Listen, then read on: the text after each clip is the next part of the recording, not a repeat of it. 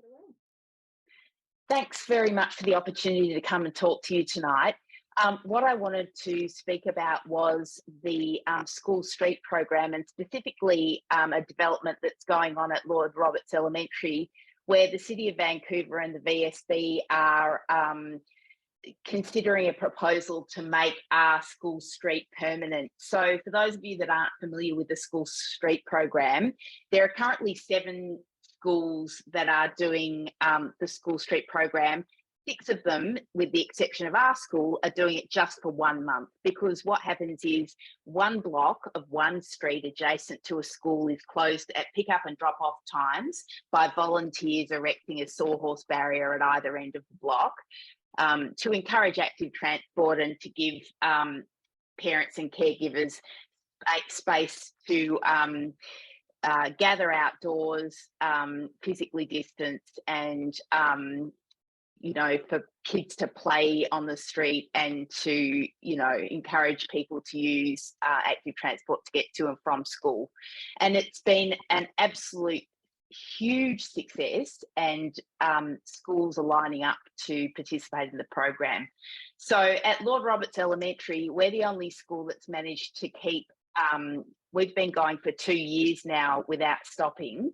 And the reason why we're able to do that is because we've got a small group of very dedicated volunteers who are all extremely tired and sick of it and want to stop.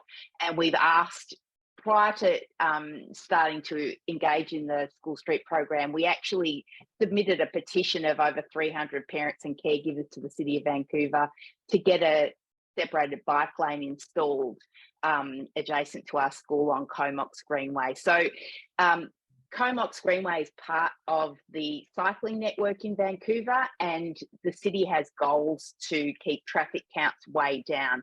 But adjacent to schools, it's impossible to meet the city's traffic movement goals for AAA, which stands for all ages and ability routes, because when you get parents picking up and dropping off, of course, there's a huge influx of motor vehicles all at the same time, which makes it the least safe for people using active transport to get to and from school when we most need it to be safe for all ages and abilities. So, so we need permanent infrastructure, because it's not sustainable to run school streets in a continuous way using volunteer unpaid labour. So it's also just hugely difficult to get enough volunteers to keep it going, and you need a volunteer of last resort who's always available to step in if no one else has signed up, and that's even harder when the weather's really terrible over winter. Public consultation has finished on the proposal to permanently block this street and this block, and not have any vehicles stored on the street or moving on the street. So in effect, the proposal is to make it like a parklet or a plaza. Now, there are 7 apartment buildings along our school street, all of which have underground parkades that exit to Henshaw Lane behind. So you'd think that this would be the absolute ideal street for a permanent school street. And by way of comparison, Paris is creating 22 permanent year-round school streets this year, and 200 temporary ones that just operate at pick-up and drop-off times.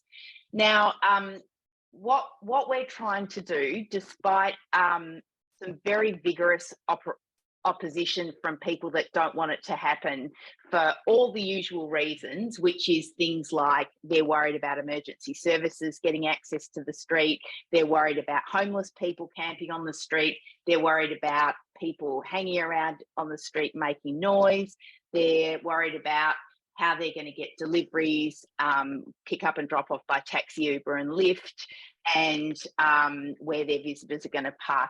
Most of the answers to those concerns are you walk from the corner or use the rear entrance to your apartment. And I can assure you that I truly believe this is an improvement to the street, because I live on a car-free street, which is Seabreeze Walk in Yaletown, and it's a real It's a really huge benefit not to have motor vehicle noise. And because we've been running the school street for so long, I don't think people remember how bad it was before we started it. You know, just with vehicle congestion and people honking their horns and trying to get past each other. It's a pretty narrow street, so it was very dangerous and unpleasant for everybody, and it never really worked for driving parents either.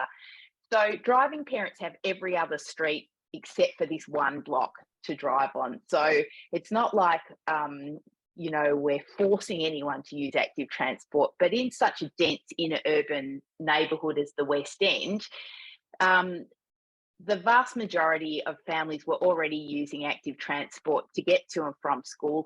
And the school street just means that it's much safer and more pleasant and convenient for them. And it really encourages parents to let especially their older kids, walk independently a few blocks to school because they feel like it's safer.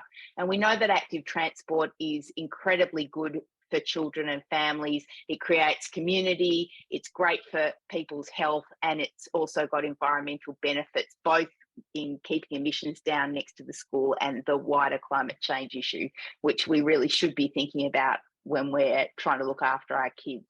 So so what I'm trying to do at the moment with the team of people from Lord Roberts Elementary School that are really dedicated to getting this through is trying to dispute some of the arguments raised in opposition and just encouraging the city to hold firm, try it out at least for the first year without modifications, because all the modifications that are very tempting to put in place to appease the opponents are things that would maybe allow still on-street car parking, which we find is hugely problematic because we're not all the time, but often enough for it to be a huge problem. We're getting people getting in their cars and drive down the street without checking with the volunteers. And I'm not sure that that retractable bollards, which would be unnecessarily expensive in any event, would really dissuade people who hadn't planned ahead or didn't know what was going on from turning their cars on and driving down the street. And as parents, I'm sure you can appreciate that if parents think that it might be dangerous on the street, they're not going to allow their kids to play on the street. So the proposal that's undiluted would involve painting a mural on the street, putting some planters in place, maybe a few picnic tables or something, whatever comes up in the public consultation input that families have already filled in about what people want to see on the street. So that just fills you in a little bit on what we're trying to do. I've been meeting with elected officials with Ian Rowe, who's been a great help. So it doesn't sound like the Lucy project. And as Ian was the PAC chair for 3 years before I took on the role, he used to cop all the parents complaining about traffic danger and congestion and how it all didn't work before. So I'm sure he can vouch that I'm not exaggerating about how bad it was. So what I'll do is I'll take any questions that people have about, you know, the School Street program or the COMOP's year-round School Street proposal specifically.